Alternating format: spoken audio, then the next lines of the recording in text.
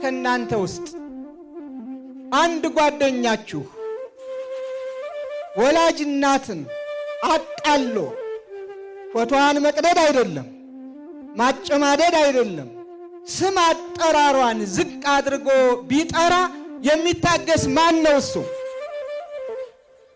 ካለ ልጅነቱ ያጠራጠራል። የእናት ፍቅር የሌለውም ያሰኘዋል ካለ ዝም የሚል። ለዚህም ነው ኦርቶዶክሳውያንም እናታችን ስትነካ ዝም የማይሉት። እኔና እኔን መሳዮች ለማስታመም ለማስተማር ትዕግስትን ለማዘውተር ቀስ በቀስ ብለን በሕግ እንሂድ ስንል ወጣቱ ደግሞ ትዕግስቱ ያልቅና ለምን ይላል። ለምን አልክ አንለውም። እናቱ ናታ የተገሰጸች፣ የማይደፈር ነው የተደፈረው።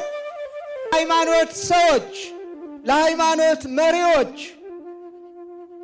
በልዩ ልዩ መንገድ ይችን ቤተ ክርስቲያን የሚያቃልሉ አማኞቻችሁን ለእናታችን ለቅድስት ቤተ ክርስቲያን ስም የሚሰጡ አማኞቻችሁን እኛ ቅዱስ ጳውሎስ እንደነገረን በቅዱስ መጽሐፍ የተሰቀለውን ክርስቶስን እየሰበክን እኛ የምናምነውን ከመወለዳችሁ በፊት የምናመልከውን ኢትዮጵያውያን ያመለኩትን ኢየሱስ ክርስቶስን በማቃለል ሌላ ስም የሚሰጡትን አማኞቻችሁን አዲስ አማኞች ሆነው ብቅ ብቅ ያሉትን ፓስተሮቻችሁንም ጭምር አስታግሱልን።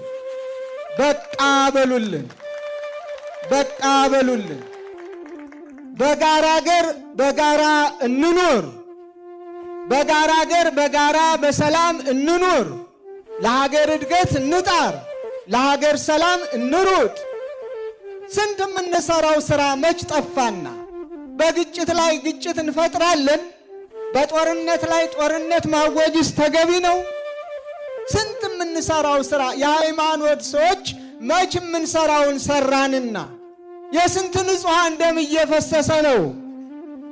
ስንቶቹ በረሃብ አለንጋ እየተገረፉ ነው? ስንቶቹ መጠለያ አጥተው የአውሬ ቀለብ እየሆኑ ነው?